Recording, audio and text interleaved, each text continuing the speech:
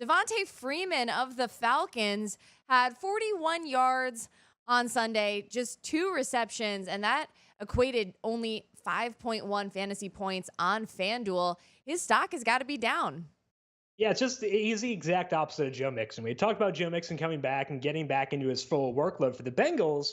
But I think the problem with Devonta Freeman is that he kind of got Wally pipped. He got hurt and he missed a couple of games. And Ito Smith looked really good when Freeman was out. And what the Falcons coaching staff said on Sunday morning is that they want to use all three running backs. And they did exactly that. Devonta Freeman's snap rate went down to 39%. Tevin Coleman played 38%. And Ito Smith played 17%. And again, that is not because Freeman was coming back from injury. It sounds like they're doing that because Ito Smith looked really good while Freeman was out. So 8 carries, 2 targets for Freeman.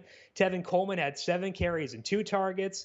Ito Smith, 3 carries and 1 target. If they're going to split things up that much, it's going to take away from both the floor and the ceiling of all three guys. And I love Devonta Freeman. I think he's a very good player, underrated as an overall like real world football player. But if they're going to keep his snap rate at 40% and not make him the featured back in this offense, I see really no reason to use him. He's got a great matchup this week against the Buccaneers, and I would love to use a running back in this Falcons offense in that game, but I don't see how I can. None of these guys is going to have a workhorse type usage unless they change their tune heading into the week, but I don't see that happening. So honestly, for right now, I think it's just kind of a stay away backfield for me. I'm disappointed because Devonta Freeman, again, has been a fun asset in the past.